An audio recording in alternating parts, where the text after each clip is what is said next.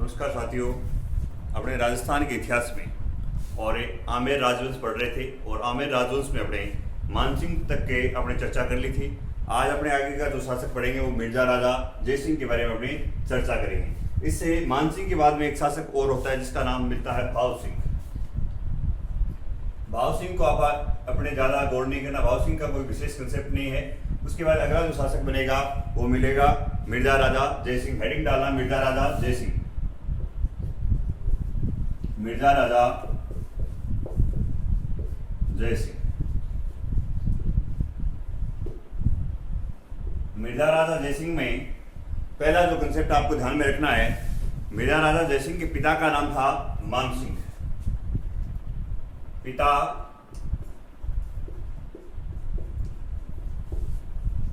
मानसिंह।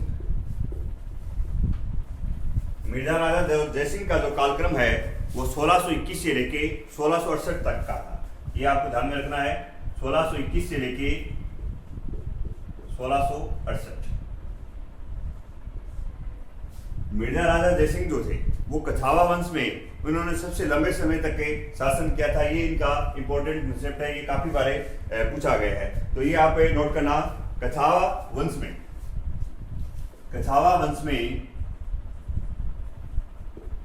कछावा वंश में सबसे लंबे समय तक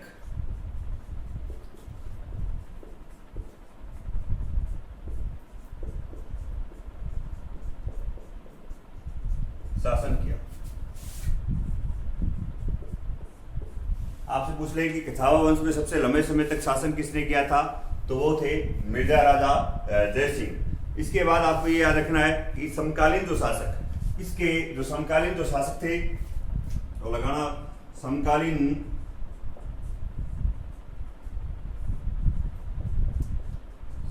शासक। इनके समकालीन 3 शासक थे, जहांगीर, औरंगजेब और एक शाहजहां। जहांगीर,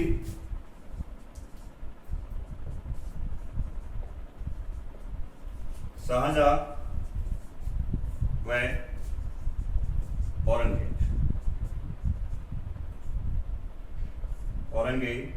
ये आपको ध्यान में रखना है। शाहजहां ने इन्हें एक उपाधि प्रदान की थी, वो काफी बार एग्जाम में पूछी गई है, तो ये आपको ध्यान में रखना है। ये मिर्जा राजा की उपाधि इसे किसने प्रदान की थी, वो शाहजहां ने की थी। ये आपको ध्यान में रखना है। शाहजहां ने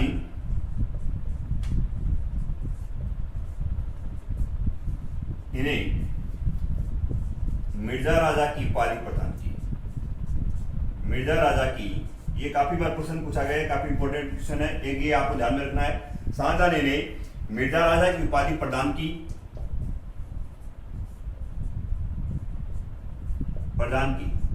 कंधार अभियान की सफलता पे, कंधार अभियान में ये क्या है, विजय लेके आया था, तो कंधार अभियान की सफलता पाने पर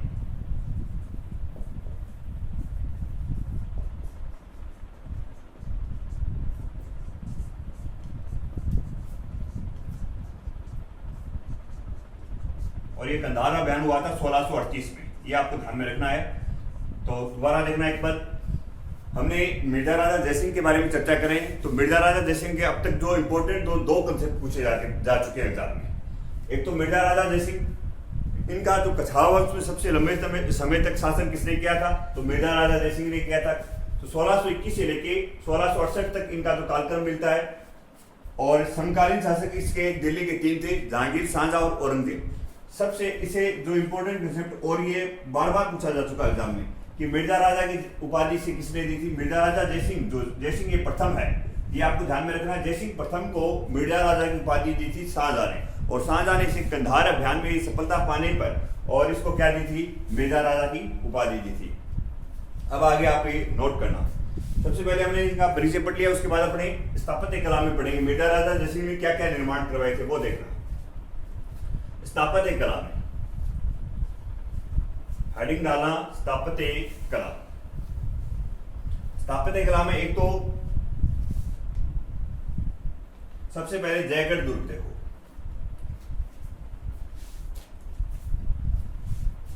हेडिंग लगाना स्थापत्य कला।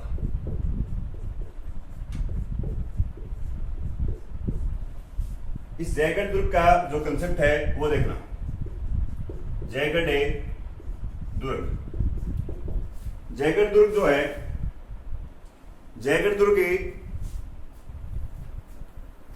हमने मानसिंह के समय भी पढ़ा था, मानसिंह प्रथम के समय। इस जयगढ़ दुर्ग की जो जानकारी है, उस जानकारी का निर्माण का जो बनाने का है, उसकी जानकारी, इसके बनाने की जो है वो अभाव है इस चीज का। सबसे पहले इस चीज को आप समझना, मानसिंह प्रथम ने 1587 में यहाँ एक इसी जयगढ़ दुर्ग वाले जगह और तोप डालने का एक कारखाना बनाया था। कारखाना बनाया और इसके साथ साथ इस दुर्ग का भी निर्माण करवाया था। तो कुछ इतिहासकारों का मानना यह है कि मानसिंह प्रथम इस जयगढ़ दुर्ग का क्या करवाता है, निर्माण करवाता है। उसके बाद यहाँ का शासक कौन बनेगा, जयसिंह, मिर्जा राजा जयसिंह। तो मिर्जा राजा जो जयसिंह है, मिर्जा राजा जयसिंह ने भी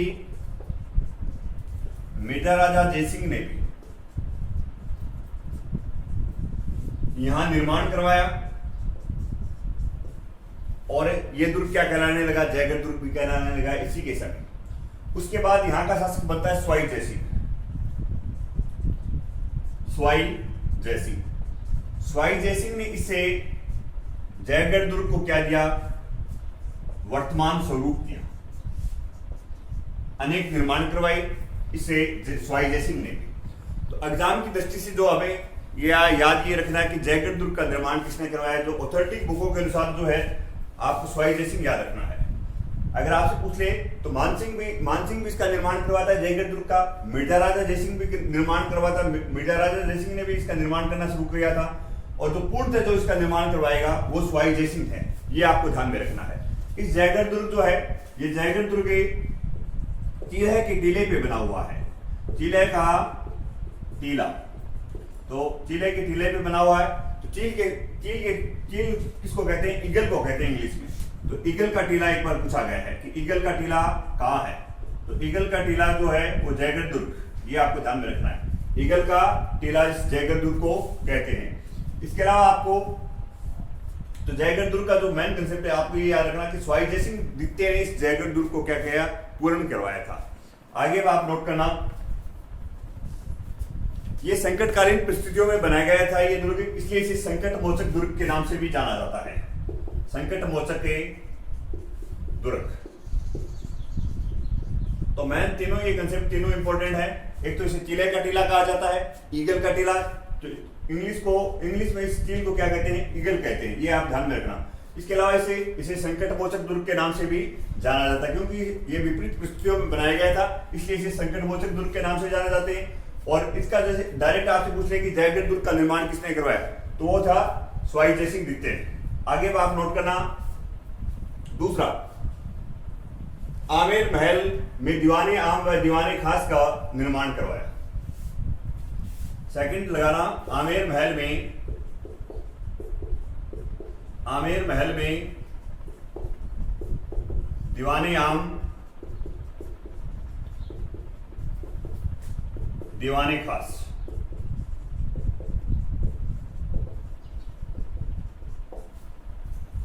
इसके अलावा आगे आप नोट करना, गणेश पोल का निर्माण करवाया।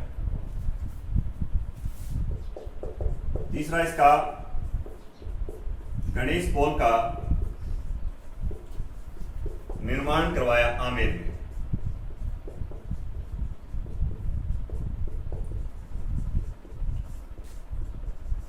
आमेर। चौथा देखो, आमेर का किला। आमेर का किला हमने मानसिंह के समय पढ़ लिया था। तो मानसिंह के समय ही आमेर का किला जो है वो बनना प्रारंभ हो गया था और अधिकांश जो है उसका विस्तार भी इसने मानसिंह ने करवाया था। पर इसको जो आमेर के किले को जो पूर्ण जो रूप दिया, पूर्ण स्वरूप किसने दिया, या वर्तमान स्वरूप इसी मिर्जा राजा जयसिंह ने दिया था।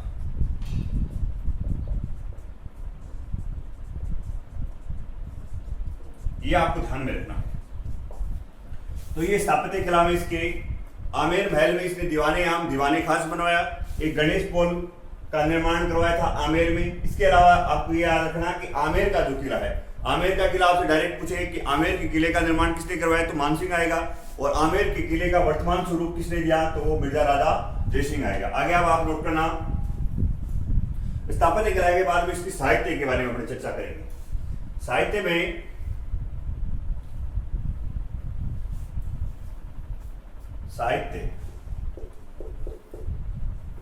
इसके दरबारी जो कवि हैं, साहित्य में एक तो आपको याद रखना रामकर्ण। रामकर्ण की जो रचना है वो जयसिंह चरित्र है। पहला इसका दरबारी कवि कौन है, रामकर्ण। रामकर्ण की जो पुस्तक है, पुस्तक इसने लिखी थी जयसिंह चरित्र,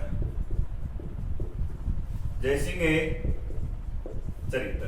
एक इसके दरबार में रहता था बिहारी, ये काफी बार पूछा गया है बिहारी, ये आपको विशेष ध्यान में रखना है। बिहारी ने जो पुस्तक लिखी थी वो लिखी थी बिहारी सतसई, बिहारी सतसई, ये आपको ध्यान में रखना है। ऐसा बताया जाता है कि ये बिहारी को एक एक दोहे पर और एक एक स्वर्ण मुद्राएं क्या करता था, भेंट करता था। ये आप नोट करना, ये बिहारी को, ये लाइन एग्जाम में पूछ ली गई है, ये बिहारी को एक एक दोहे पर एक एक के स्वर्ण मुद्राएं भेंट करता था। इसके अलावा आपको याद रखना है, इसका एक दरबारी कवि और था, कुलपति मिश्र। कुलपति जो मिश्र था जिसने 52 पुस्तकें लिखी थी, ये आपको ध्यान में रखना है। कवि कुलपति मिश्र,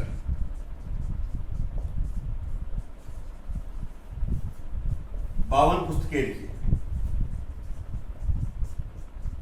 तो 3 अपने को इनके दरबारी कवि याद रखने। रामकर्ण ने जयसिंह चरित्र लिखी थी, बिहारी ने बिहारी सतसई लिखी थी। बिहारी को एक एक प्रत्येक दोहे पे और क्या देता था, एक एक स्वर्ण मुद्राएं भेंट करता था। इसके अलावा आपको ये याद रखना है, इसका एक दरबारी कवि और था, कवि कुलपति मिश्र, जिसने क्या है 52 पुस्तकें लिखी थी साहित्य के बाद। अब आगे आप नोट करना, राजनीतिक उपलब्धियां। राजनीतिक उपलब्धियों में इसका एक विशेष कंसेप्ट है, वो बार बार पूछा जाता है, पुरंदर की संधि जो है। तो ये आप नोट करना, हेडिंग डालना, पुरंदर की संधि।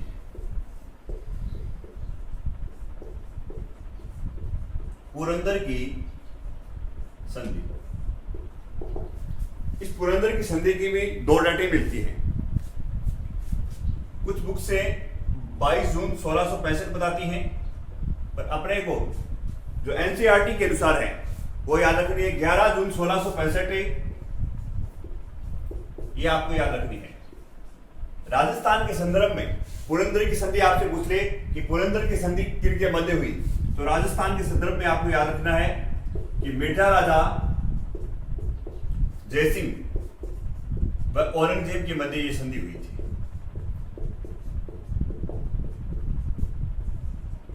अगर इसी संधि को भाट में अगर पूछे, शिवाजी के मध्य हुई थी, शिवाजी के मध्य हुई थी। भाट में अगर आपसे पूछ ले कि ये संधि, पुरंदर की संधि किनके मध्य हुई, तो ये संधि हुई थी औरंगजेब व शिवाजी के मध्य, और इसकी मध्यस्थता किसने करवाई थी, मिर्जा राजा जयसिंह ने करवाई थी। ये आपको ध्यान में रखना है। तो मैंने एक तो ये याद रखना है कि पुरंदर की संधि कब हुई, 11 जून 1665 को हुई थी, मिर्जा राजा जयसिंह व शिवाजी के मध्य हुई थी। इस संधि में शिवाजी ने अपने 35 दुर्गों में से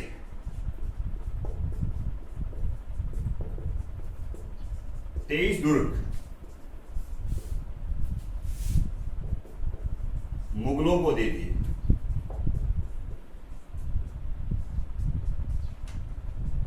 तब औरंगजेब ने क्या है, इसके जो पुत्र शिवाजी के पुत्र संभाजी को 5000 का मनुष्यदार बनाया था। ये आपको ध्यान में रखना है, संभाजी को 5000 का मनुष्यदार बनाया। इसके अलावा आपको ये ध्यान रखना है, जब संधि हो जाती है तो शिवाजी औरंगजेब से मिलने के लिए जाता है और वहां इसको औरंगजेब क्या कर लेता है, कैद कर लेता है। औरंगजेब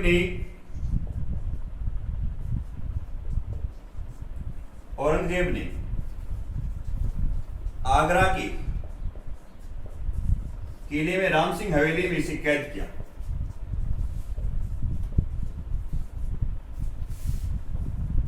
हवेली में कैद किया।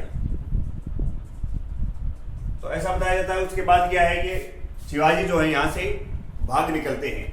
तो मैंने आपको कंसेप्ट जो ध्यान में रखना है कि पुरंदर की संधि कब हुई थी, तो 11 जून 1665 को हुई थी। भारत के संदर्भ से आपसे पूछे कि पुरंदर की संधि किनके मध्य हुई थी, पुरंदर की संधि भारत के संदर्भ में पूछे तो औरंगजेब और शिवाजी के मध्य हुई थी। इसकी मध्यस्थता करवाई थी मिर्जा राजा जयसिंह ने। राजस्थान में आपसे पूछ रहे हैं तो मिर्जा राजा जयसिंह और शिवाजी के मध्य हुई थी। इस संधि के तहत शिवाजी ने अपने 35 दुर्ग जो विजय कर रखे थे, उन 35 दुर्गों में से 23 दुर्गों को इसने वापस मुगलों को दे दिया। उसके बाद शिवाजी के जो पुत्र हैं सामाजी को ये औरंगजेब बांधाल का क्या बनाता है, मनुष्यदार बनाता है। उसके बाद जब संधि हो जाती है तो औरंगजेब से मिलने के लिए आगरा जाता है, और आगरा जाते हैं जब औरंगजेब इसे और पकड़ लेता है, और आगरा के किले के अंदर एक राम सिंह हवेली है, वहां उस राम सिंह हवेली में इसे कैद करके रखता है। तो ये आपको ध्यान में रखना है पुरंदर की संधि।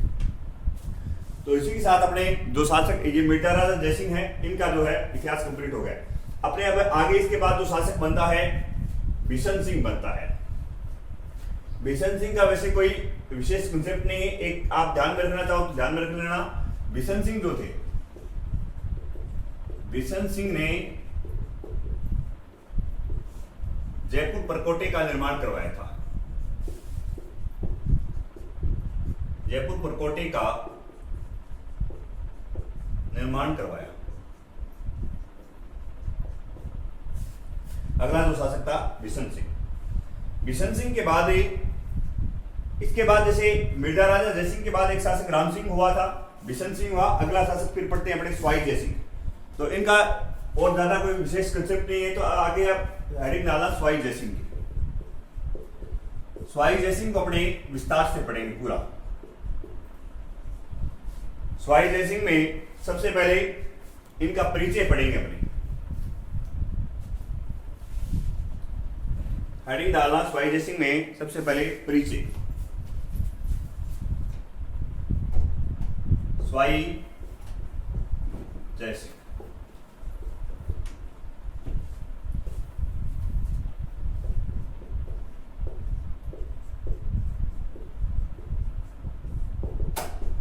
फर्स्ट पॉइंट लगाना, राजपूतों में चाणक्य नाम से ये प्रसिद्ध है। पहला पॉइंट ये है कि राजपूतों में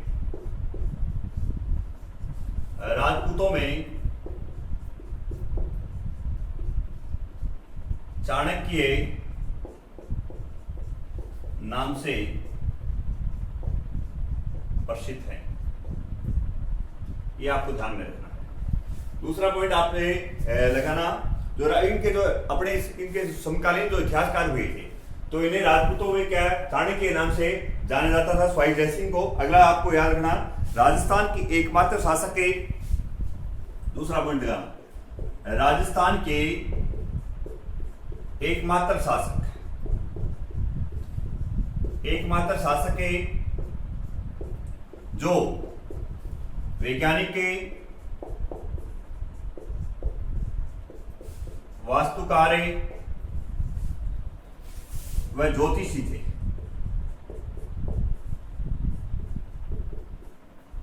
ये आपको ध्यान में रखना है। राजस्थान के एकमात्र शासक जो वैज्ञानिक, वास्तुकार व ज्योतिषी थे। अगला जो कंसेप्ट आप नोट करना, तीसरा, पंडित जवाहरलाल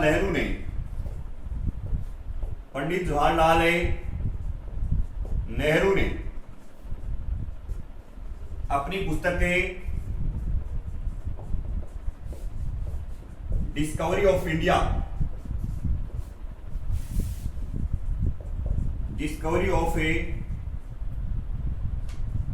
इंडिया में इन्हें मध्य एशिया का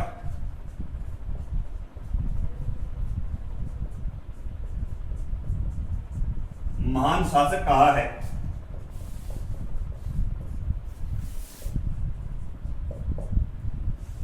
तो ये 3 कंसेप्ट तो ये हो गई कि राजपूतों में चाणक्य के नाम से कौन जाना जाता है, तो स्वाई जयसिंह जाना जाता है।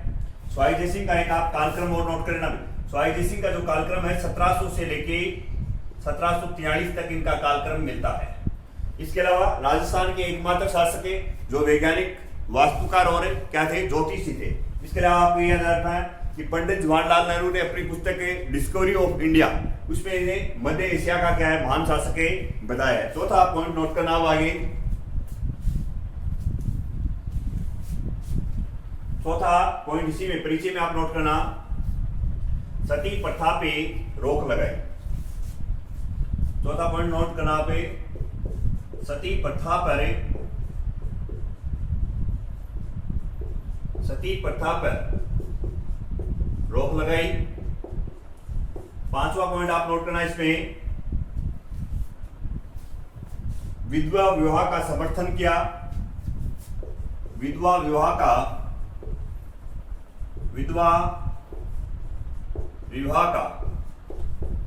समर्थन किया।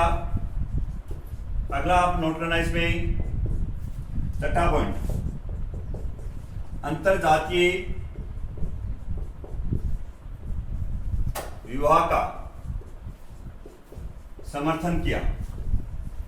इसके अलावा अगला पॉइंट आप नोट करना इसमें, भारत का अंतिम शासक है जिसने अश्वमेध यज्ञ का आयोजन करवाया। अगला पॉइंट नोट करना आप 7 नंबर पॉइंट लगा के, भारत का अंतिम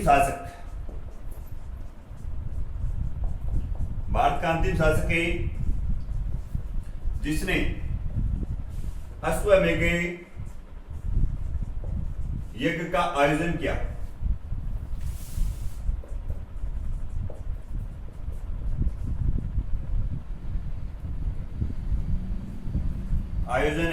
किया था 1740 में इसने अश्वमेध यज्ञ करवाया था। और इस यज्ञ अश्वमेध यज्ञ का जो पंडित जो था, ये आपको ध्यान में रखना विशेष है, इसका जो पंडित था वो पुंडरीक रत्नाकर था। पुंडरीक रत्नाकर, ये आपको ध्यान में रखना। प्रधान जो पुरोहित था इसका या पंडित पुंडरीक रत्नाकर था। हमने परिचय में 7 कंसेप्ट पढ़ लिए हैं। तो सबसे पहला कंसेप्ट है राजपूतों का, इसे चाणक्य कहा गया। दूसरा कंसेप्ट एक तो पंडित जवाहरलाल नेहरू की जो पुस्तक है डिस्कवरी ऑफ इंडिया, उसमें से मध्य एशिया का महान शासक बताया गया है। इसके अलावा राजस्थान के एकमात्र शासक है जो ज्योतिषी भी थे, वैज्ञानिक भी थे और एक वास्तुकार भी थे। उसके अलावा हमने सती प्रथा पे इसने रोक लगाई है, विधवा विवाह का समर्थन किया है। इसके अलावा अंतरजातीय विवाहों का समर्थन किया है। इसके अलावा भारत का ये अंतिम शासक था जिसने क्या करवाया था, अश्वमेध यज्ञ करवाया था। और वो करवाया था 1740 ईस्वी में। और इस यज्ञ का जो प्रधान पुरोहित था या पंडित जो था वो था पुंडरीक रत्नाकर था। अब आगे आप नोट करना, स्थापत्य कला में हेडिंग डालना। स्थापत्य कला, स्वाई जयसिंह के बारे में पढ़ रहे हैं तो इसकी स्वाई जयसिंह ने क्या क्या बनाया था, स्थापत्य कला में हेडिंग डाल के लिख रहा हूं। स्थापत्य कला, देखो स्थापत्य कला में यहाँ पे पहला पॉइंट लगाना, जयपुर बसाया। जयपुर बसाया। और जयपुर कब बसाया ये देखना आप। जयपुर बसाया 18 नवंबर 1727 को। 18 नवंबर 1727 को इसने जयपुर बसा दिया। जयपुर इसने जो बसाया था वो जयसिंह नगर के नाम से बसाया था, ये आपको ध्यान में रखना है। जयपुर को जयसिंह नगर के नाम से बसाया था।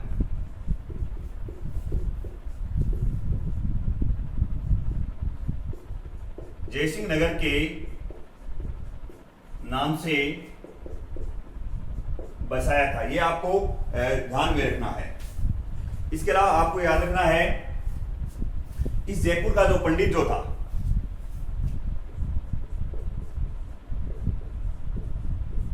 इस जयपुर को जिसने इस जयपुर का डिजाइन तैयार किया था, उस पंडित का नाम था, ये एक बंगाली ब्राह्मण था।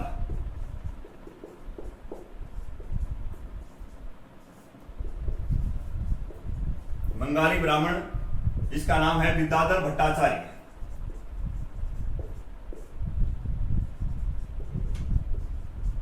ये आपको ध्यान में रखना है।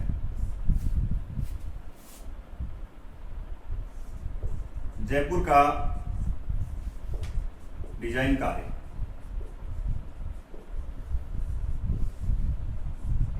इसने जयपुर का ये डिजाइन तैयार किया था। जयपुर जो शहर है वो 9 वर्गों में बसा हुआ है, ये आपको ध्यान में रखना है। जयपुर क्या है? 9 वर्गों में बसा हुआ शहर है। जयपुर 9 वर्गों में बसाया गया।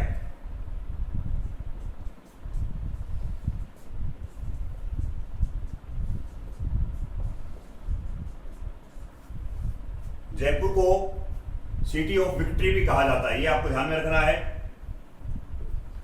इसे सिटी ऑफ विक्ट्री के नाम से जाना जाता है। जयपुर को सिटी ऑफ ए विक्ट्री, ये आपको ध्यान में रखना है। जयपुर को 9 वर्गों में बसाया। भारत का प्रथम शहर, भारत का प्रथम शहर जो वास्तुशास्त्र के अनुसार बसाया गया,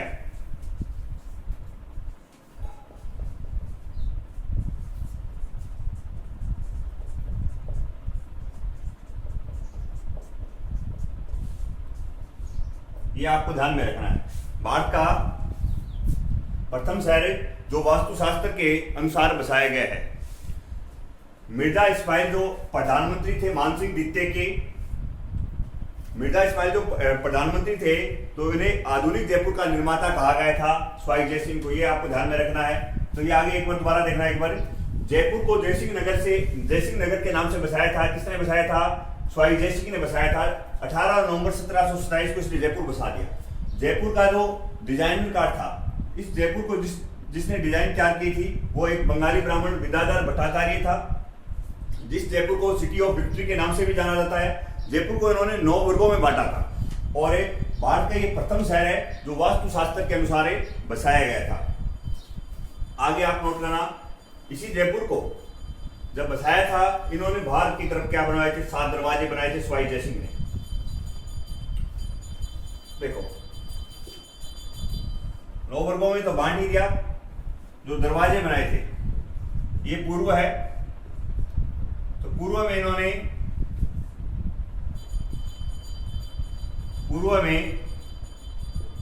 सूरज पोल बनाया था।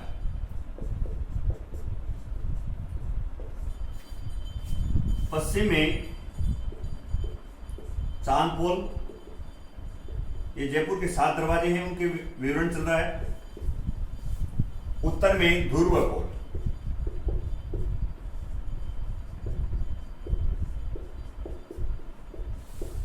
और दक्षिण में 4 गेट बनाए गए हैं। दक्षिण में जो 4 गेट बनाए गए हैं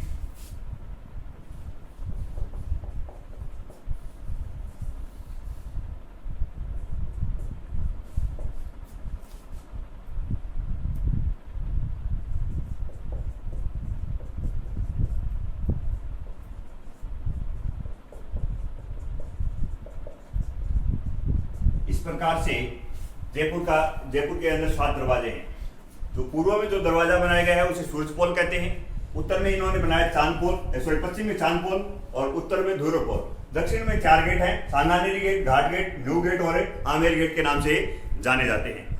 तो इस प्रकार ये जो सारा जो जयपुर का जो कंसेप्ट है कि जयपुर जो बसाया 18 नवंबर 1727 को 9 वर्गों में बांटा गया है, और इसका जो डिजाइनर का था जो पंडित विद्याधर भट्टाचार्य, इन सारी चीजों के अपने ये जयपुर के 7 दरवाजे, इन सारी चीजों की जो जानकारी है वो एक अपना ग्रंथ है बुद्धि प्रकाश ग्रंथ, उसमें इनकी जानकारी मिलती है। इन बातों की जानकारी कहाँ मिलती है? बुद्धि प्रकाश से ग्रंथ के अनुसार। ये आपको ध्यान में रखना है। और ये सारा का सारा जो निर्माण करवाया है वो स्वाई जयसिंह करवाता है। और मिर्जा इस्माइल जो मानसिंह द्वितीय के प्रधानमंत्री थे, ये भी आप नोट कर लो। मिर्जा इस्माइल, ये पूछा गया था कि मिर्जा इस्माइल किसका पीएम था, तो मिर्जा इस्माइल था मानसिंह द्वितीय का प्रधानमंत्री। ये आपको ध्यान में रखना। मानसिंह द्वितीय के पीएम ने इन्हें जयपुर का आधुनिक निर्माता कहा है, ये आपको ध्यान में रखना। आधुनिक जयपुर का क्या कहा है? निर्माता कहा है। आधुनिक जयपुर का निर्माता कौन है? स्वाई जयसिंह। आधुनिक जयपुर का निर्माता ये है मिर्जा इस्माइल के अनुसार। मिर्जा इस्माइल जो मानसिंह के द्वितीय के पीएम थे, उन्होंने आधुनिक जयपुर का इन्हें निर्माता कहा है। आगे अब चलते हैं। जयपुर बसा दिया है। जयपुर बसाने के बाद दूसरा ये काम करता है, 5 वेधशालाओं का निर्माण करता है। तो वो आप नोट करना। 5 वेधशालाओं का निर्माण किया। सेकंड पॉइंट लगाना, 5 वेधशालाएं बनाई।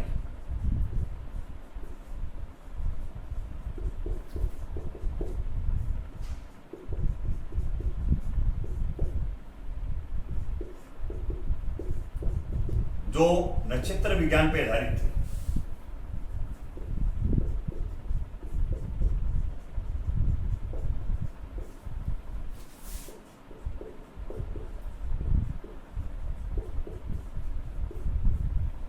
इनमें सबसे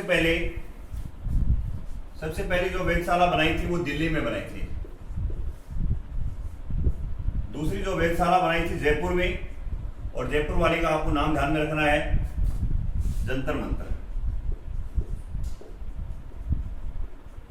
ये आपको ध्यान में रखना है, जयपुर में ये सबसे बड़ी वेधशाला है।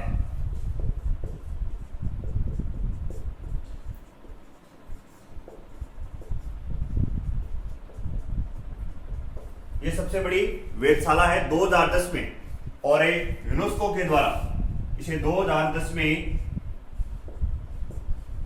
विश्व धरोहर सूची में शामिल किया गया।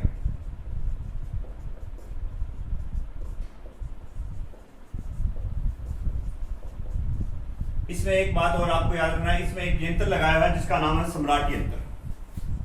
सम्राट यंत्र, सम्राट यंत्र जो है ये सूर्य की जो किरणें आती है उनकी क्या है, गणनाएं करती है। सूर्य को मापने वाली घड़ी है। तो विश्व की ये सबसे बड़ी क्या है, सूर्य की घड़ी है। ये आपको ध्यान में रखना है, विश्व की सबसे बड़ी सूर्य घड़ी। इसके अलावा आपको याद रखना है, तीसरी जो इसने बनाई थी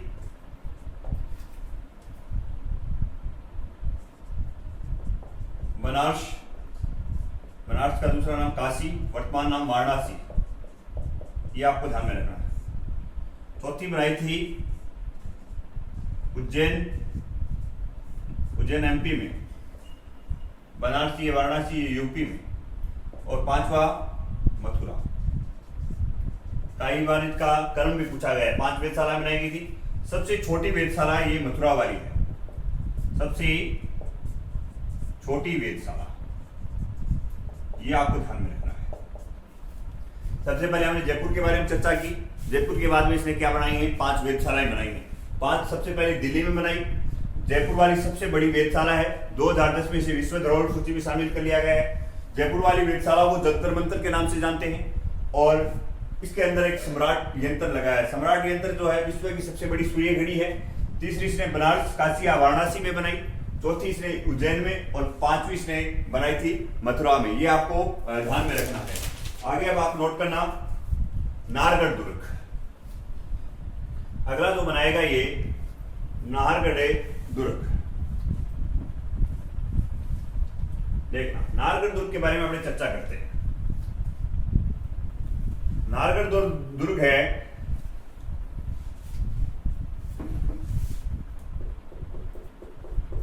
नाहरगढ़ दुर्ग। ये नाहरगढ़ दुर्ग बनाया था इसने 1734 में, और ये नाहरगढ़ दुर्ग का निर्माण मराठाओं के आक्रमण से बचने के लिए ही ये बनवाया गया था ये दुर्ग। तो ये आपको ध्यान में रखना है। नाहरगढ़ दुर्ग का निर्माण करवाया जयपुर में। नाहरगढ़ दुर्ग का निर्माण करवाया। इसे नाहरगढ़ को जयपुर का मुकुट या सुदर्शनगढ़ भी कहते हैं। जयपुर का मुकुट या सुदर्शनगढ़, ये आपको ध्यान में रखना है। नारगढ़ दुर्ग का निर्माण करवाया। इसके अलावा इसने जयगढ़ दुर्ग है, जयगढ़ दुर्ग का मैंने आपको बता दिया था उत्तर आएगा, तो जयगढ़ दुर्ग में मेन जो उत्तर है इसी का है। जयगढ़ दुर्ग का निर्माण कौन करवाएगा, जो वर्तमान स्वरूप कौन देगा, जयगढ़ दुर्ग का स्वाई जयसिंह देता है। तो जयगढ़ दुर्ग में इसने एक विजयगढ़ी का निर्माण करवाया था। जयगढ़ दुर्ग में विजयगढ़ी का निर्माण करवाया। ये विजयगढ़ी जो है ये कैद है, कहने का मतलब एक प्रकार की जेल है। विजयगढ़ी का निर्माण करवाया, निर्माण करवाया, ये आपको ध्यान में रखना है। यहां अपने भाई विजय सिंह को कैद रखा था, यहां अपने भाई विजय सिंह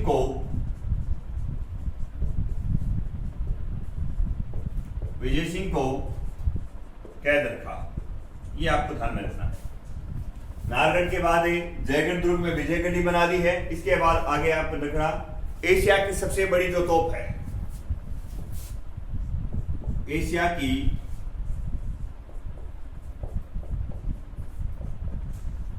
सबसे बड़ी तोप रणबंका के नाम से जानी जाती है।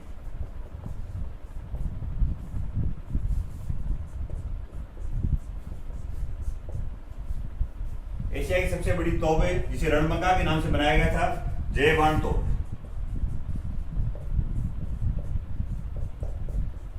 जयबान तोप को और जयबान को जयगढ़ में किले में रखाया।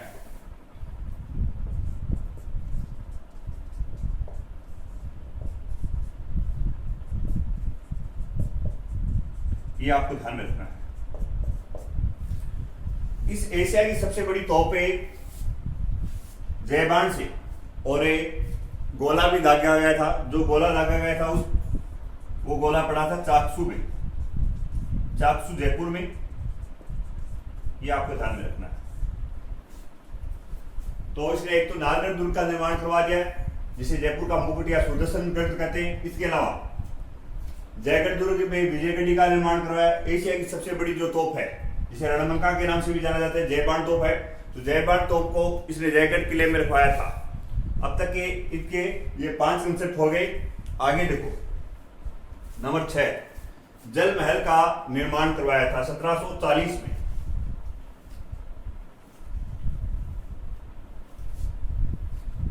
जल महल का निर्माण करवाया। नंबर 5 लगा के लिखना, जल महल का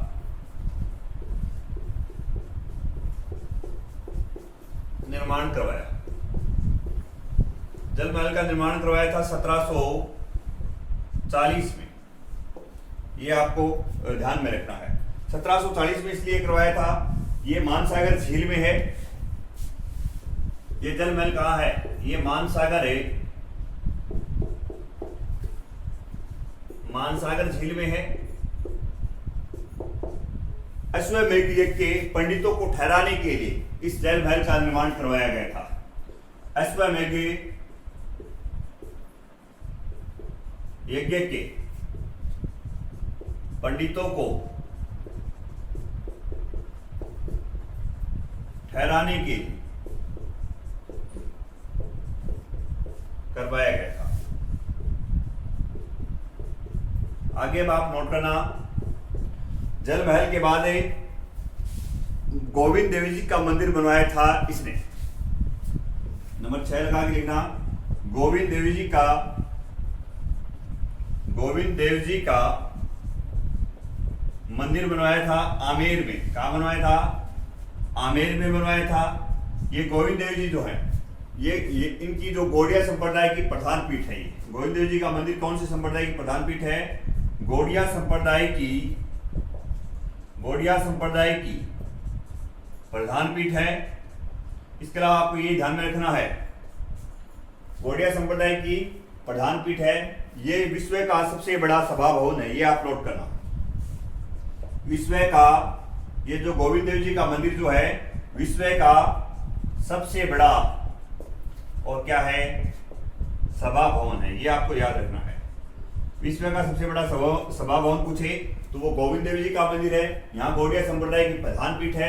अश्वमेध की यज्ञ के पंडितों को ठहराने के लिए इस जल महल का निर्माण करवाया गया था 1740 में, और ये जो जल महल है वो मान सागर में निर्मित है। इसके अलावा आप नोट करना, सिटी प्लेस का निर्माण करवाता है ये, नंबर 7 लगा के लिखना, सिटी प्लेस का निर्माण करवाया,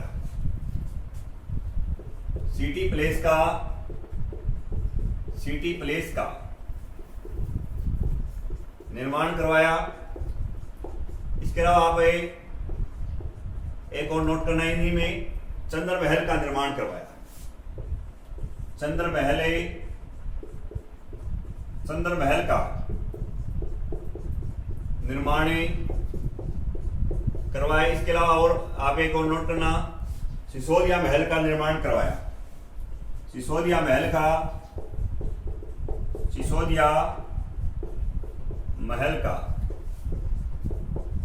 निर्माण करवाया। ये आपको ध्यान में रखना है, सिसोदिया महल का निर्माण करवाया, ये आप नोट करना। और बाकी की जो स्वाई जयसिंह की जो जानकारी है वो अपनी अगली क्लास में चर्चा करेंगे।